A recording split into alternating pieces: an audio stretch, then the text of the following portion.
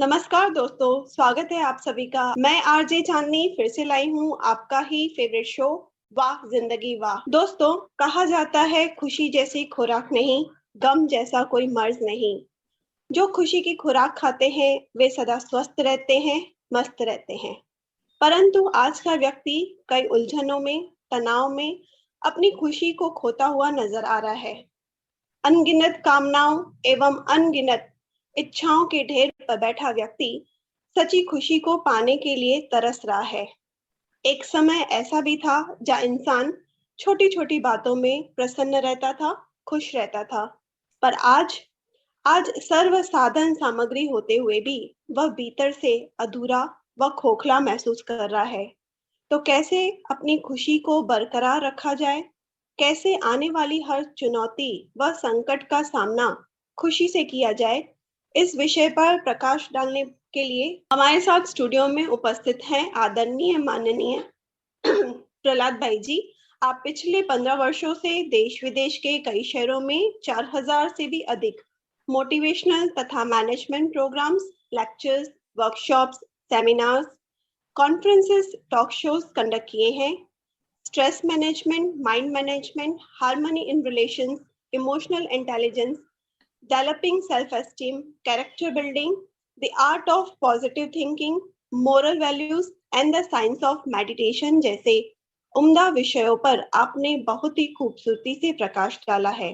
आप पिछले 15 सालों से भी अधिक मानव हित व मानव कल्याण हेतु corporate sectors, security forces, universities, colleges, schools, hospitals, government and non government organisations जैसे अनेक स्थानों पर सेमिनार एवं प्रोग्राम्स कंडक्ट किए हैं। प्रहलाद भाई जी, आपका भी रेडियो के मंच पर बहुत बहुत स्वागत है। जी नमस्कार सभी को मेरा। सर, जैसे कि हमने बात की कि आज खुशी के लिए हर कोई दौड़ रहा है, सुबह से शाम तक दौड़ ही रहा है, ना दाएं देख रहा है ना बाएं देख रहा है, और गोल यही रहता है कि हम हर स्थिति में, हर हाल में खुश रहे। तो इस बारे में आप क्या कहना चाहेंगे? जी बिल्कुल, आपने बहुत सही बात पूछी है, क्योंकि आज हर व्यक्ति खुशी को पाना चाहता है या खुश रहना चाहता है, लेकिन शायद वो इस चीज को भूल गया है या उस चीज को समझ नहीं पा रहा है कि भाई जिस खुशी को बाहर में ढूंढ रहा है, तो खुशी कोई बाहर की चीज नहीं है या कोई बाहर व्यक्ति, वस्तु, वैभव पर आधारित चीज नहीं है। खुशी हमारी अपनी इनेट क्वालिटी है या इनर प्रॉपर्टी है। तो ये हमें समझना पड़ेगा, अपने अंदर ही खोजना पड़ेगा, अपने अंदर को जानना पड़ेगा। बाहर में खुशी नहीं मिलेगी जी, है ना। उसके लिए हमें थोड़ा समय अपने आप को देना पड़ेगा, अपने आप को जानना पड़ेगा, और कौन से ऐसे कारण हैं जिन जिन पर हमारा ज्यादा फोकस है, जिसकी वजह से हमारी खुशी गुम हो रही है, उनको जान करके उनका निवारण करना पड़ेगा।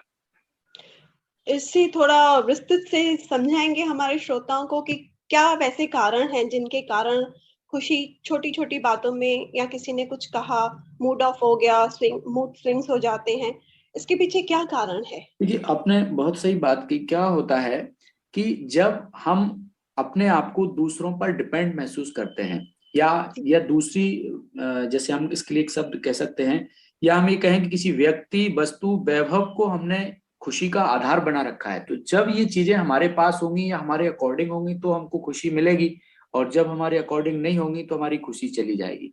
वैसे देखा जाए, जैसे मान लीजिए हम किन्हीं लोगों के बीच में रहते हैं या परिवार में रहते हैं, अपने संबंधियों के बीच में रहते हैं।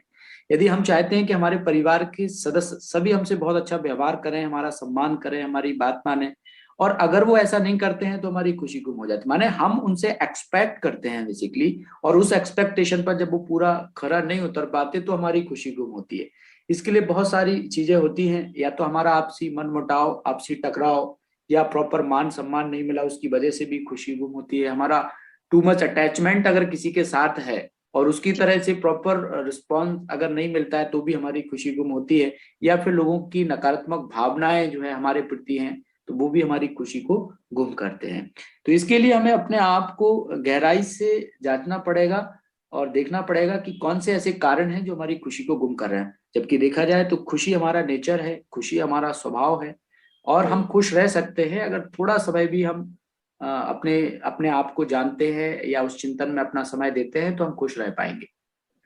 जी, जैसे आपने कहा कि हम संबंधों में आते हैं तो वहाँ अपेक्षाएं और कामनाएं रखते हैं और जो वो पूरी नहीं होती है तो मन दुख होता है, खुशी गुम हो जाती है। तो क्या इसका कोई मापदंड है कि हम इस संबंध में हैं, जैसे पति पत्नी का संबंध है, जी माता पिता और बच्चे का संबंध है, तो ऐसा जी। कोई मापदंड है कि हमें इतनी अपेक्षा रखनी चाहिए या इतनी कामनाएं उनके साथ रखनी चाहिए? कोई देखिए, मापदंड तो सर आपने इसका बिल्कुल एक है ठीक नहीं। बात कही। बेसिकली अगर किसी भी प्रकार की कामना हमारी किसी के भी साथ है, चाहे वो हमारे पति पत्नी का संबंध हो या माता पिता और बच्चों का संबंध हो या फिर अन्य कोई और संबंधी हमारे हों, किसी भी प्रकार की अगर कामना हमारी है तो ये तो तय है कि खुशी कभी ना कभी तो गुम होगी। हमें कामनाएं तो बेसिकली किसी के साथ भी नहीं रखना चाहिए, माने अपेक्षाएं या कामनाएं जो है वो किसी के साथ नहीं होनी चाहिए। हाँ, हमारी ड्यूटी क्या है उनके प्रति, हमारे दायित्व क्या है उनके प्रति, उन दायित्व का मुझे सही से निर्वहन करना चाहिए, मुझे उनको सही से निभाना चाहिए। फिर अगर कोई व्यक्ति सही से व्यवहार नहीं भी कर रहा है या उसका रिस्पॉन्स मुझे नहीं भी दे रहा है तो हमें दुखी नहीं होना चाहिए, क्योंकि वो उसका अपना पार्ट है, वो अपने किरदार को निभा रहा है। मुझे अपने किरदार को बेहतर निभाना चाहिए। और जब हम लोगों के साथ अच्छा करते हैं और लगातार अच्छा करते ही रहते हैं तो एक दिन ऐसा आता है कि दूसरे लोगों से भी फिर मुझे खुशी मिलती है और दूसरे लोगों से भी मुझे सम्मान मिलता है, दूसरे लोगों से फिर मेरे लिए अच्छी भावनाएं आती हैं और वह सब जो है मेरी खुशी को बढ़ाने में मेरी मदद करती है। जी, बिल्कुल सही कहा आपने कि दूसरे लोगों भी हमारे से खुश होते हैं। जी लेकिन कहीं ना कहीं आज हम ये देख रहे हैं कि जो आज का मानव है वो अपने दुखों से कम और दूसरों के सुखों को देखकर ज्यादा परेशान होता है, ईर्ष्या महसूस करता है या दुखी भी होता है। तो ऐसा जी। क्यों हो रहा है? बेसिकली इसका सबसे बड़ा जो रीजन है, सबसे बड़ा जो कारण है वो ईर्ष्या ही है। अगर व्यक्ति के मन में किसी के प्रति भी ईर्ष्या है तो फिर वो दूसरों के सुख से दुखी होगा, है ना। तो ईर्ष्या हमें किसी भी व्यक्ति से नहीं रखनी चाहिए। अगर कोई आगे बढ़ रहा है तो हमें तो और अच्छी भावना रखनी चाहिए कि अच्छा है भैया, ये भी बढ़े और हम भी बढ़े। लेकिन आज ईर्ष्या होने की वजह से हम किसी को भी अपने से आगे जाता हुआ नहीं देख पाते, या वो आगे जाता है तो हमें दुख होता है। और इसके लिए कहीं ना कहीं हमारे अपने जो मोरल वैल्यूज थी, हमारे अपनी जो नीट नीट क्वालिटीज थी, वो सब कहीं ना कहीं कम हो गई हैं आज हर एक व्यक्ति के अंदर, जिसके कारण हम किसी को भी अपने से आगे बढ़ता हुआ नहीं देखना चाहते या अपने से अच्छा बनते हुए देखना नहीं चाहते, है ना। ये कारण इसके लिए है। जी, अच्छा बनना देखना नहीं चाहते हैं, ऐसे कह रहे हैं ना आप कि आगे कोई बढ़ रहा है तो हम वो स्वीकार ही नहीं कर पा रहे हैं उनकी जी उन्नति या उनकी प्रगति। जी जी। तो इस विषय में आप क्या कहेंगे कि वो ईर्ष्या भाव ही हमारे अंदर से चला जाए, हम दूसरों की प्रगति में भी अपनी प्रगति समझे, दूसरों के सुखों में हम अपना सुख ढूंढे, दूसरों की खुशी में हम हमारी खुशी नजर आए, इसके लिए क्या करना चाहिए? जी बिल्कुल, आपने सही कहा। जैसे मैंने एक बात यहाँ पर मेंशन की कि हमारे अपने अंदर जो गुण थे, जो शक्तियां थी, उनका परसेंटेज कम हो गया है। तो इसकी जगह जो है अन नेगेटिव जो है अवगुणों ने ले ली, जैसे ईर्ष्या है, द्वेष है, नफरत है, घृणा, इन सब चीजों ने जगह ले ली। तो जब हमारे अंदर अच्छाइयां आ जाएंगी या वो मूल्य जो हमारे जीवन में होने चाहिए वो मूल्य आ जाएंगे या उनको हम लाने के लिए प्रयास करेंगे, तो निश्चित तौर पर ये जो अवगुण है या जो बुरी चीजें हैं वो सब हमारे जीवन से हट जाएंगे। जैसे मैं यहाँ एक उदाहरण देता हूँ। जैसे आप मान लीजिए किसी कमरे में अंधेरा है और वहां आपको प्रकाश लाना है, तो आप क्या करेंगे? प्रकाश माना ऑन स्विच, लाइट का स्विच ऑन करेंगे और अंधकार भाग जाएगा, है ना। तो जी अंधकार क्या था? बेसिकली प्रकाश का अभाव अंधकार था। देखा जी जाए तो अंधकार कुछ है नहीं, जहां प्रकाश नहीं वहां अंधकार है। तो ऐसे ही जब हम अपने अंदर दिव्य गुणों को भर लेते हैं, मूल्यों को अपने अंदर लेकर के आते हैं, शक्तियों को लेकर के आते हैं जो हमारे अंदर होने चाहिए, तो निश्चित तौर पर जो बैड हैबिट हैं या जो नेगेटिव अवगुण जिसको हम बोल रहे हैं वो सारे हमारे जीवन से हट जाते हैं। आज लोगों का इस तरफ ध्यान नहीं है, वो एक अंधी दौड़ में भाग रहा है और एक दूसरे को दिखाने के लिए वो कुछ भी करने के लिए तैयार है। तो मैं ये समझता हूं कि जो लोग आगे बढ़ रहे हैं उनको आगे बढ़ने देना चाहिए और मैं अच्छे से अच्छा क्या कर सकता हूँ वो मुझे करना चाहिए, बजाय इस भावना की कि ये क्यों आगे बढ़ रहा है। हमें सबके प्रति अच्छी भावना रख करके, अच्छी सोच रख करके हमेशा ही चलना चाहिए। जी। जब ऐसी सोच विचार रखकर हम दूसरों के लिए शुभकामना या शुभ भावना प्रकट करते हैं तो उसमें हमारी उन्नति समाई होती है। बिल्कुल बिल्कुल, जब हम दूसरों हम के, तरक्की कर सकते हैं उसमें। जी जैसे आपने कहा कि जब हम दूसरों के लिए अच्छी भावना रखते हैं तो मेरी उन्नति किस तरह से, जब आप जी दूसरों के लिए अच्छा सोचते हैं तो जरूरी नहीं है कि वो व्यक्ति आपके लिए अच्छा सोचे, लेकिन दूसरे आपके लिए अच्छा सोचेंगे। ये लॉ है, एक्चुअल में जी ये लॉ है कि जब आप किसी के लिए भी अच्छा सोचते हैं या अच्छा करते हैं तो एक तरह से वो पॉजिटिव पॉइंट आपका जमा होता है और दूसरे लोग आपके साथ अच्छा करने लगते हैं। जी हमेशा हमें अपने व्यवहार को, अपने कर्म को ऐसा ही रखना चाहिए कि कोई अच्छा करे ना करे बट मुझे अच्छा करना है, जो सही है और अच्छा है। तो सबके लिए हमें हमेशा ऑलवेज जो है पॉजिटिव रहना चाहिए, और इसका फल जो है, इसका अच्छी भावनाएं जो है हमें अवश्य मिलती हैं जब हम ऐसा करते हैं तब। आपके कहने का भाव है कि जैसे हमने किसी के लिए अच्छा किया तो जरूरी नहीं वो हमारी भलाई का फल सामने से आए, लेकिन वो कहीं और से भी रिटर्न हो सकता है, पर बिल्कुल बिल्कुल। डेफिनेटली ये लॉ है कि वो रिटर्न आएगा, में आना आएगा अच्छा। आएगा। कई बार तो ऐसा होता है कि वही लोग हमारे साथ अच्छा कर देंगे, कई बार उनको समझने में समय लग जाता है, लेकिन जब आपने अच्छा किया है तो वो व्यर्थ नहीं जाएगा। अगर आप किसी के लिए अच्छी सोच रख रहे हैं, अच्छी भावनाएं रख रहे हैं, उसके लिए अच्छा सपोर्ट कर रहे हैं, पॉजिटिव हैं आप उसके लिए, तो वो व्यर्थ नहीं जाएगा। समय आने पर वो आपको सपोर्ट उसका मिलेगा ही मिलेगा। इसलिए किसी दूसरे व्यक्ति की वजह से, या कोई व्यक्ति आपके साथ खराब व्यवहार कर रहा है या उसकी आपके साथ अच्छी ट्यूनिंग नहीं है, तो उसकी वजह से हमें अपनी सोच, अपने व्यवहार को नहीं बदलना चाहिए। हमें हमेशा सबके प्रति अच्छी सोच और अच्छी भावना रखनी चाहिए। तो कोई भी व्यक्ति फिर हमें दुख नहीं दे सकता, परेशानी नहीं दे सकता, या फिर हम ये कहें कि हमारी खुशी गुम नहीं कर सकता, अगर हम ऐसा करते हैं तो। जी, बहुत सही कहा। यहाँ पे मैं थोड़ी देर पहले जो आपने और हमने चर्चा की कि संबंधों में एक्सपेक्टेशन नहीं रखनी चाहिए, लेकिन अगर देखा जाए तो मनुष्य एक सामाजिक प्राणी है। जी वह जी बहुत सारे संबंधों से जुड़ा हुआ है जी और गिव एंड टेक का भी मामला चलता रहता है। या ज्यादातर आज की जो मान्यता हो गई है हमारी वो ये है कि अगर मेरे मोबाइल में ढेर सारे नंबर है तो उसमें से वो नंबर कौन से हैं जो जिनसे मैं अगर रिश्ता बना के रखता हूँ तो कहीं ना कहीं वो मेरी मदद करेंगे, मेरे बुरे समय में मेरा साथ देंगे। इन्हीं भावनाओं से हम लोगों के साथ जुड़े रहते हैं। जी। वो एक स्वार्थ हो गया। तो इस बारे में आप क्या कहना चाहेंगे? नहीं, आपने बिल्कुल यहाँ पे ठीक बात कही कि गिव एंड टेक का जमाना है, लेकिन गिव एंड टेक को आप स्थूल चीजों में नहीं आ पाए। गिव एंड टेक का मतलब यहाँ आप अपने सोच में भी लेकर के आए। अगर आप किसी के लिए अच्छी सोच रख रहे हैं, अच्छी हम्म। भावना रख रहे हैं, तो स्वाभाविक है कि आपको भी उसकी तरफ से अच्छी भावनाएं मिलेंगी ही। मतलब गिव एंड टेक मतलब स्थूल चीजों को ही लेकर के नहीं चलें। आप दूसरों के लिए अगर अच्छा सोचते भी हैं तो आपके लिए भी अच्छा ही वो सोचेगा। मतलब आप पहले से ये प्रिडिक्ट नहीं कर लें कि सामने वाला पता नहीं मेरे साथ अच्छा करेगा या नहीं करेगा, मैं तो उसके साथ अच्छा कर रहा हूँ। जो सही है वो आप करिए, फिर देखिए लोग भी आपके लिए अच्छे रहेंगे। ऑटोमेटिकली ये लॉ है, आप दूसरों के लिए अच्छी भावना रखेंगे तो आपके साथ भी लोग अच्छी भावना रखेंगे ही। जी, अगर स्टूडेंट की बात की जाए, जैसे एक्सपेक्टेशन की बात हमने की, तो एक स्टूडेंट होता है, ठीक है, वो एंट्रेंस एग्जाम के लिए प्रिपरेशन कर रहा है, तो वो तो इतना एक्सपेक्टेशन रखता है ना कि आज मैं अपने एग्जाम्स क्लियर करूंगा तो मेरे 95% आने चाहिए या अबाउ 90 आने चाहिए। तो ऐसे जो मामले होते हैं या ऐसे जो सिचुएशंस होते हैं वहां एक्सपेक्टेशंस गलत थोड़ी कही जाएंगी। नहीं नहीं, एक्सपेक्टेशन इस यहाँ पे इसको आपको समझना पड़ेगा। जैसे कोई भी कार्य हम जब कर रहे हैं, या हम समझो स्टूडेंट हैं पढ़ाई कर रहे हैं, तो मुझे उसके लिए अपना 100% देना चाहिए। बट जी हम ये कैसे तय कर सकते हैं कि इतने आना चाहिए? उसमें फ्लेक्सिबिलिटी, तो उसमें वो जो है परिवर्तन तो रहेगा ना। जरूरी नहीं है कि आपने 95 का लक्ष्य रखा तो वो 95 भी हो सकता है, 95 की जगह 93 आ जाए, 92 आ जाए, या 95 से अबव भी आ जाए। तो एक उसके उसके समकक्ष जो है नंबर आएंगे, क्योंकि आपने सिर्फ अपना 100% आप दे सकते हो, आप रिजल्ट खुद आपको नहीं बनाना है ना। तो हमें अपना 100% देना चाहिए, और हमारे 100% देने के बाद भी अगर रिजल्ट हमारे अकॉर्डिंग नहीं आता है तो हमें उसको स्वीकार करना चाहिए, क्योंकि हमने तो पूरा प्रयास किया ना। लेकिन कई हम्म बार ऐसा होता है कि हम जो सोचते हैं कि नहीं इतना ही होना चाहिए, या दूसरे लोगों का, जैसे हमारे पेरेंट्स का भी अगर हमारे पर फोर्स है कि नहीं इतना ही आना चाहिए, और वो नहीं आता, तो फिर उनके अंदर एक डर बैठ जाता है, उनको भी फेस नहीं कर पाते हैं फिर वो, कि हमारा इतने तो आए नहीं, हमारे पेरेंट्स हमको क्या बोलेंगे। या फिर हम दूसरों के साथ अपने आप को कंपेयर करते हैं, है ना। तो अगर आपने 95 का लक्ष्य रखा और 95 की जगह आप समझो आपके 93 भी आ गए, तो ये कम, ये भी तो कम नहीं है ना। आपने प्रयास और किया, अगर कोई बात नहीं, आपको और उसको स्वीकार कर लेना चाहिए। और अगर फेल हो गए तो ऐसी सिचुएशन ऐसा को फिर नहीं होता, कैसे handle ऐसा करेंगे? बहुत रेयर केस में होता है कि अगर कोई आप 100% दे रहे हैं, अच्छी मेहनत कर रहे हैं, और आप कहो कि फेल हो जाए। ये तब हो सकता है जैसे आपने साल भर पढ़ाई नहीं की हो, और आप जी सिर्फ एग्जाम के एक दिन पहले पूरी रात जाग करके पढ़े हैं, और आपने कहो कि भाई हमने तो 100% दिया है।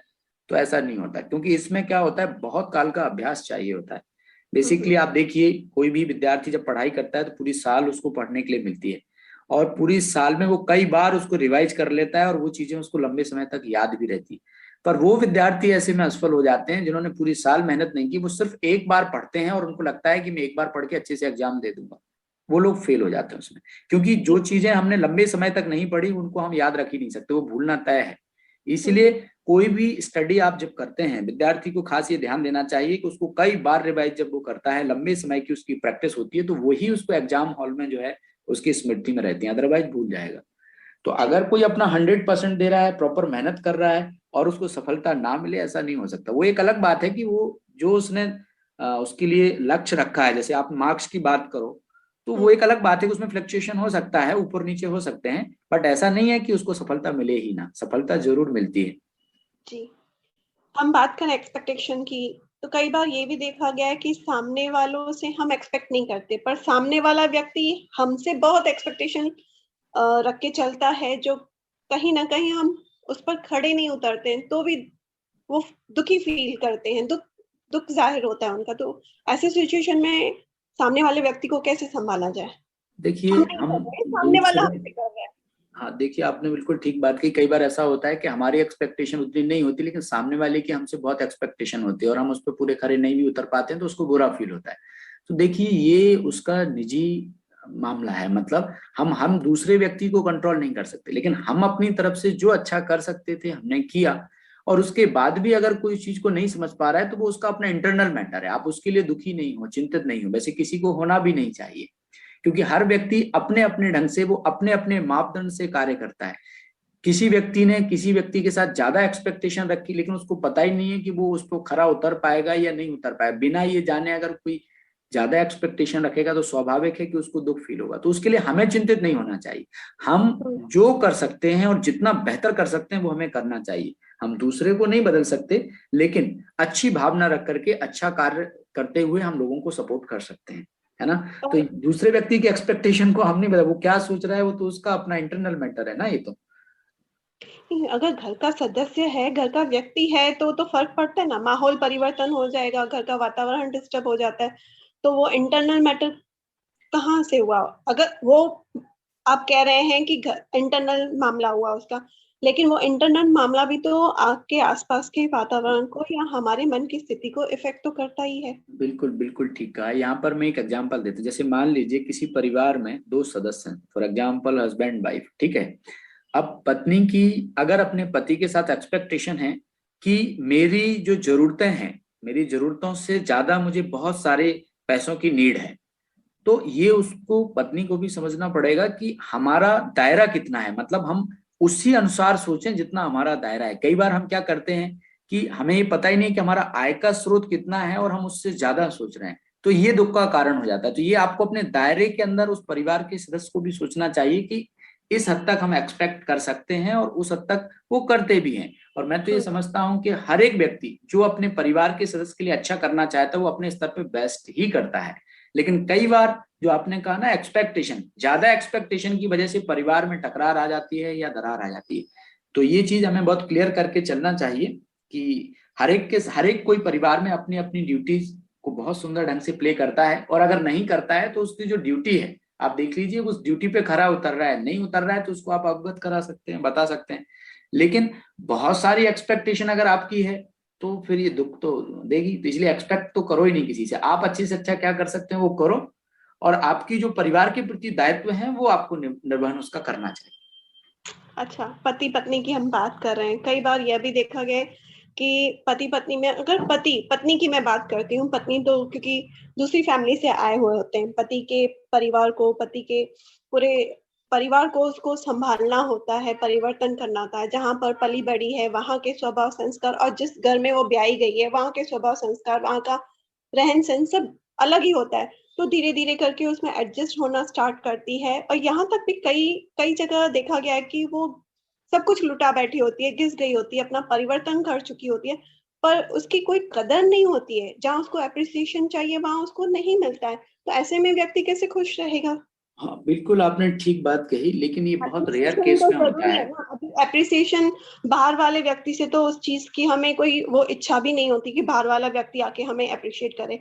जिस घर के अंदर 24 घंटे दिए जा रहे हैं, 24x7 काम किया जा रहा है, तो वहां से वो व्यक्ति सामने वाले अपने पति से दो मीठे शब्द की एक्सपेक्टेशन तो रखेगी, अप्रिसिएशन तो वो नहीं, चाहेगी। बिल्कुल बिल्कुल, आपने ये बात ठीक कही। ये केस इस तरह के आजकल देखने में मिल जाते हैं और होते भी हैं। मेरे पास भी एक इस तरह का केस आया था।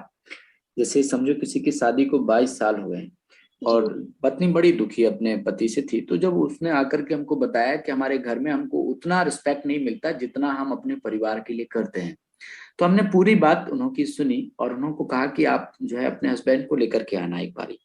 जी। और वो लेकर के भी आए। जब हमने उनसे चर्चा किया और उनसे सिर्फ हमने दो बातें पूछी, और दो बातें क्या पूछी कि पत्नी को पूछा कि आप सॉरी, सबसे पहले पति को पूछा कि आप अपनी पत्नी के अंदर कुछ विशेषताएं बताइए, क्या विशेषताएं हैं। जी। तो उन्होंने बहुत सारी विशेषताएं अपनी पत्नी की बता दी कि भाई ये परिवार का ध्यान रखती है, हमारे बिजनेस में हमको सपोर्ट करती है, बच्चों का ध्यान रख, बहुत सारी विशेषताएं उन्होंने 5 की जगह 6-7 भी बता दी। पर पत्नी को जब ये बात पूछी कि आप अपने पति के अंदर विशेषताएं बताइए, तो उन्होंने कहा कि इनमें कोई विशेषता ही नहीं है। तो अब आप देखिए, पत्नी परिवार के लिए सब कुछ कर रही है, लेकिन उसका जो दृष्टिकोण है वो कैसा है, वो किसी के अंदर कोई विशेषता ही, हमेशा कमियां और वीकनेसेस देखती है। अगर उसको लगता है कि उसके परिवार में कोई सदस्य ऐसा है जो उसकी कदर नहीं कर रहा है, तो आपको उस कारण को समझ के उसका निवारण करना चाहिए ना। माने अगर आपने कमियां देखने का चश्मा पहन रखा है, तो फिर आप सोचो कि परिवार में सब सदस्य अच्छे हो जाएं तो शायद मुश्किल होगा। तो ऐसे में आप उस परिवार की सदस्य हैं, ये आपकी जिम्मेवारी बनती है कि हमें अपने परिवार को कैसे ठीक करना है, बजाय उनकी कमी कमजोरियों का वर्णन करते हुए, बजाय कमी कमजोरियां लोगों को बताते हुए, हमें उनके अंदर जो विशेषताएं हैं उनको बताते हुए, उनको अप्रिशिएट करते हुए और अपने घर का माहौल बहुत अच्छा बनाना चाहिए। तो फिर जो हमारी एक्सपेक्टेशन है, वैसे तो हमने आपको कहा कि एक्सपेक्टेशन होनी नहीं चाहिए, लेकिन स्वतः ही जब आप दूसरों को सम्मान देते हैं, दूसरों की अच्छाइयों का वर्णन करते हैं, तो स्वतः ही फिर आपको उतना मान सम्मान मिलता है जितना आप चाह रहे हैं, या उससे ज्यादा भी मिलता है। जी। जी। कई जगह यह भी कहा जाता है कि हमें औरों से कंपैरिजन नहीं करना चाहिए या कंपटीशन नहीं करना चाहिए। पर जब तक अगर कंपटीशन में खड़े नहीं उतरेंगे, उस फील्ड में जाएंगे नहीं, तो हम अपनी प्रतिभा भी नहीं दिखा सकते हैं।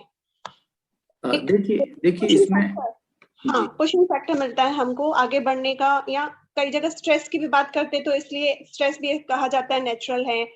लेकिन ये चीज कंपटीशन करना चाहिए या नहीं चाहिए, तुलना करनी चाहिए या नहीं करनी चाहिए? देखिए इसमें दो चीजें हैं, हमको रेस तो करनी चाहिए पर रीस नहीं करनी चाहिए। कंपटीशन भी हो तो पॉजिटिव वाला हो, ऐसा हो कि भैया आप भी आगे बढ़ो और हम भी आगे बढ़ रहे हैं। बट इस तरह का कंपटीशन नहीं हो कि नहीं हम भी नहीं बढ़ेंगे और आपको भी नहीं बढ़ने देंगे।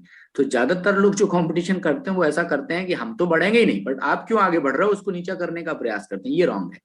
आप जी। कंपटीशन करिए ना, अच्छी भावना के साथ करिए, रेस करिए ना, भैया आप भी बढ़ो आगे, हम भी बढ़ रहे हैं। अगर कोई अच्छा हो रहा है तो हमारी तो शुभ भावना है, बहुत अच्छी बात है, आप आगे बढ़ रहे हो। हमें भी कुछ अच्छे एफर्ट लगा करके हमें भी उसके समकक्ष या उसके इक्वल या उससे आगे निकलने के लिए प्रयास करना चाहिए, पर उसको गिरा के नहीं। उसको भी आगे दौड़ा और आप भी दौड़ो, है जी। ना। तो अच्छी भावना के साथ भले कंपटीशन करो, बट नीचे गिराने की भावना किसी की भी नहीं हो। और ज्यादातर लोगों में आज ये जो देखने में आता है कि लोग क्या करते हैं कि कंपटीशन ऐसे करते हैं कि भाई ये आगे क्यों बढ़ रहा है, तो वो अपना पूरा एनर्जी जो है उसमें लगा देते हैं कि इसको नीचे कैसे किया जाए, इसको आगे बढ़ने से कैसे रोका जाए। जबकि ऐसा मनुष्य को करना नहीं चाहिए। जो बढ़ रहा है अच्छी बात है ना, आप अपने अंदर थोड़ा शक्ति धारण करो, आप अपने अंदर कुछ एबिलिटी ऐसी लेकर के आओ, कुछ गुण ऐसे लेकर के आओ, अपने कार्य करने की शक्ति को बढ़ाओ कि आप भी आगे बढ़ो। रेस करो ना आप, जी। रेस क्यों करते हो। जी। यानी आपके कहने का मतलब है रेस करे पर रीस नहीं करे, रेस ऐसे? नहीं करें, यस यस यस। दूसरी बात कि आज व्यक्ति, जैसे हम पहले के जमाने की बात करें, तो वहां पे इतने सुख साधन नहीं करते थे, साधन नहीं हुआ करते थे। और अभी हमें साधनों की फैसिलिटी मिली है, विज्ञान टेक्नोलॉजी हर क्षेत्र में आगे बढ़ रहे हैं। हम्म। यहाँ तक कि आज का जो इंसान है वो लाखों रुपए खर्च करता है कि कहीं घूमने जाना है, पार्टीज करनी है, बड़े बड़े प्रोग्राम्स करने हैं, सिर्फ खुश रहने के लिए। गेट टुगेदर भी होता है तो खुशी ढूंढते हैं। लेकिन आप हमारे श्रोताओं को बताइए कि छोटी छोटी बातों में भी हम कैसे खुश रहे। बड़ी तो होती ही है, ये सब करने के बाद भी, इतना सब ऑर्गेनाइज करने के बाद या लाखों रुपए खर्च करने के बाद कहीं ना कहीं फिर मनमुटाव होता है, तो वो फिर सारी की सारी खुशी भी छू मंतर हो जाती है। पर छोटी छोटी बातों में, छोटी छोटी स्थितियों में हम खुश रहें, उसके लिए आप हमारे श्रोताओं को क्या कहना चाहेंगे? और देखिए, मैं सभी को यही बताना चाहूंगा कि आप खुशी के लिए कार्य मत करिए, आप खुश होकर के कार्य करिए, क्योंकि खुशी हमारा नेचर है। अगर आप खुशी के लिए कार्य करेंगे तो हो सकता है आप जो कर रहे हैं वो आपके अकॉर्डिंग हो जाए तो खुशी मिल भी जाए, लेकिन आपके अकॉर्डिंग नहीं होगा तो फिर खुशी गुम होगी। तो आप खुशी के लिए कार्य मत करें, क्योंकि ना लाखों रुपए खर्च करने से, ना अच्छे फंक्शन करने से कुछ नहीं, वो आपके जीवन का हिस्सा है, वो आप भले करें। बट आप अगर ये सोच करके कर रहे हैं कि मैं इतने रुपए खर्च कर दूंगा इसमें तो शायद मुझे खुशी मिल जाएगी, या ये पालूंगा तो मुझे खुशी मिल जाएगी, अगर मान लीजिए ऐसा करने पर आपको खुशी मिलती भी है तो वो अस्थायी होगी, स्थायी खुशी नहीं होगी। जैसे ही वो चीज जो है, जो आपने पाई है या जिसे जिस तक आप पहुंचना चाह रहे थे आप पहुंचे, जैसे ही वो आपसे दूर होगी खुशी भी दूर चली जाएगी। तो मेरा ये कहना है सभी के लिए कि आप खुशी के लिए कार्य मत करिए, आप खुश होकर के कार्य करिए। आपके साथ जो भी आपके संपर्क में लोग हैं, आपके परिवार के लोग हैं, आप उनसे दो मीठे बोल प्यार के बोलिए। आप कुछ नहीं कर सकते, कोई हेल्प नहीं कर सकते, कोई बात नहीं, आप मुस्कुरा करके बात करिए, खुश होकर के बात करिए, दूसरों को अप्रिशिएट करिए, दूसरों की भावना की कदर करिए, दूसरों को रिस्पेक्ट दीजिए। आप देखेंगे खुशी ऑटोमेटिकली आपके पास आएगी। हम क्या करते हैं, हम दूसरों को दिखाने के लिए एक्टिविटी करते हैं, दूसरों को दिखाने के लिए खर्चा करते हैं, लेकिन हमारा अपना इंटरनल जो बिहेवियर है हम उसको नहीं बदलते। हम एक अपने उसमें रहते हैं, है ना। तो हमें ये चीज समझनी पड़ेगी कि हमें अपने व्यवहार को सभी के प्रति, जैसा हम बाहर में दिखते हैं ना वैसा इंटरनल हमें होना चाहिए, अपने परिवार के सभी सदस्यों के प्रति, या हम जिन लोगों के साथ भी कार्य कर रहे हैं उन सबके प्रति हमारा व्यवहार नेचुरल हो, मतलब बहुत अच्छा हो, सभी के प्रति दिखावे वाला नहीं हो, अंदर कुछ और बाहर कुछ और नहीं हो। तो अगर आप चाहते हैं कि छोटी छोटी बातों में मुझे खुशी मिले, तो आप सिर्फ कुछ नहीं करो, लोगों से मुस्कुरा करके बात करना सीखो, प्यार से बात करना सीखो, लोगों को सम्मान देना सीखो, उनकी बात का आप सम्मान करो, उनको प्यार दो, स्नेह दो, तो ऑटोमेटिकली फिर खुशी आपके पास आएगी। जैसा आप देंगे फिर वैसा ही आपको मिलने लग जाएगा। यानी ज्यादातर दूसरों को खुश रखने में भी हम अपनी खुशी बरकरार रख सकते हैं। यस यस, बिल्कुल। पर वो तभी होगा जब आप अपने व्यवहार को बदलेंगे। हमने देखा कई बार लोगों को कि लोग दिखने में बहुत अच्छे होते हैं पर उनकी इंटरनल लाइफ में वो अच्छाइयां नहीं होती, माने वो बाहर से अच्छे दिख रहे होते हैं, लोगों को लगता है ये बहुत अच्छे इंसान है, बट लेकिन जब उनके साथ रहा जाता है तो पता लगता है अरे ये अच्छाइयां तो है ही नहीं। तो हम सिर्फ दूसरों को दिखाने के लिए कार्य करते हैं, पर दूसरों जी को दिखाने के लिए नहीं। आप रियल में ऐसे बनिए, अंदर बाहर आप एक जैसा बनिए, है ना। तो आप देखेंगे कितनी बड़ी समस्या, कितनी बड़ी चुनौती, कितनी बड़ी बातें भी आ जाएं जीवन में, कोई भी उतार चढ़ाव भी आ जाए ना, तो भी आप भी खुश रह सकते हैं और आपके सामने लोग भी खुश रह सकते हैं। जैसे मैं यहाँ आपको एक उदाहरण देता हूँ। आज मेरे सामने सुबह एक कहीं से फोन आया, उनके घर में कुछ कोई बात किसी ने ऐसी बोल दी होगी जिसकी वजह से हलचल था, तो पूरे घर में लोग जो है बड़े डिस्टर्ब थे, और मुझे बताया कि बड़ी दिक्कत हो रही है। मैंने क्या हो गया है, तो बताया कि उन्होंने ऐसे ऐसे बोला है। मैंने कहा वो एक्चुअल में बात कुछ भी नहीं है, वो सिर्फ बोलने से डिस्टरबेंस हो रहा है, अगर इस बात को सही ढंग से बोला गया होता ना तो सब ठीक होता। फिर मैंने कहा चलो मैं बात करता हूँ। फिर उन परिवार वालों से हमने बात किया, हमने कहा कुछ भी ऐसा नहीं, सब कुछ अच्छा होने वाला है, सब कुछ ठीक होने वाला है, वो सब नॉर्मल हो गए। तो कई बार ऐसा होता है कि जो हमारा वे ऑफ टॉकिंग होता है ना वो इतना खराब होता है कि उसकी वजह से खुशी गुम हो जाती है, या हम दूसरों की खुशी गुम कर देते हैं, अपनी भी खुशी गुम कर लेते हैं। तो समस्या कितनी बड़ी हो, बात कितनी बड़ी हो, है ना, चुनौती कितनी भी बड़ी हो, आप उसका सामना करिए, लेकिन खुशी को गुम नहीं होने दीजिए। आप प्यार से, स्नेह से, धैर्यता से, शांति से, है ना, कार्य करिए, और अपने साथियों को भी मोटिवेट करिए, डिमोरलाइज नहीं करिए, है ना। कोई भी समस्या आ गई, आपने कोई ऐसी बात उनको सुना दी जिनसे उनका मनोबल टूट जाए, तो स्वाभाविक है खुशी तो गुम होगी। तो बातें अपने आप ठीक हो जाएंगी, बात आई चली जाएगी, लेकिन आपकी खुशी गुम हो गई तो वो आपकी बहुत सारी सेटिंग बिगाड़ देगी। इसलिए हमेशा अपने व्यवहार को बहुत अच्छा बनाइए, सब चीजें ठीक हो जाएंगी, और अपने आपके गोल कहने को का अच्छा मतलब रखिए। है जी, कि हम बातों को पकड़ के बैठ नहीं जाए, यस जो यस, मन बातों को को बिठा पकड़, देते हैं बातें, उनको लेट गो कर दें। Yes yes yes.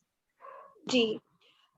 आपने आज बहुत ही अच्छे तरीके से, सुंदर तरीके से हमारे श्रोताओं को और साथ साथ मुझे भी यह बताया कि हम छोटी छोटी बातों में कैसे खुश रह सकते हैं। खुशी के लिए कार्य न करें, पर खुश होकर कार्य करें तो अपने आप खुशी हमें खुद ही फील होने लगेगी। और दूसरी बात आपने ये भी बहुत अच्छी बताई कि हमारा जो इंटरनल बिहेवियर है बहुत अच्छा होना चाहिए, यानी जो अंदर और बाहर हमारी जो बिहेवियर है वो एक समान, जिसको हम ट्रांसपेरेंसी भी कह सकते हैं, वो होना बहुत आवश्यक है। इस पूरी बातचीत के लिए आपका बहुत बहुत शुक्रिया। नमस्कार। जी नमस्कार। दोस्तों, जैसे प्रहलाद जी ने हमें बताया कि छोटी छोटी बातों में भी हम खुश रह सकते हैं, उसके लिए हमारा मन हमारा मन और हमारा हृदय वो बहुत शुद्ध और साफ होना चाहिए। दूसरे व्यक्ति हमारे लिए क्या सोचता है, नेगेटिव सोचता है या ईर्ष्या करता है, वो चीजें हमारे लिए इतनी इम्पोर्टेंट नहीं होनी चाहिए।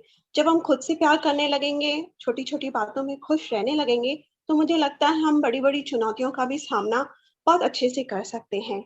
और ये छोटी छोटी बातों में कैसे खुश रहा जा सकता है, इसके लिए मैं कुछ पंक्तियां याद आ रही हैं। जिंदगी छोटी है पर हर एक पल में खुश हूँ, काम में खुश हूँ, आराम में खुश हूँ। आज पनीर नहीं तो दाल में ही खुश हूँ। आज गाड़ी नहीं तो पैदल चलने में खुश हूँ। आज कोई नाराज है तो उसके अंदाज में खुश हूँ। जिसे देख सकता नहीं उसकी आवाज में खुश हूँ। जिसे पा नहीं सकता उसके विचारों में ही खुश हूँ।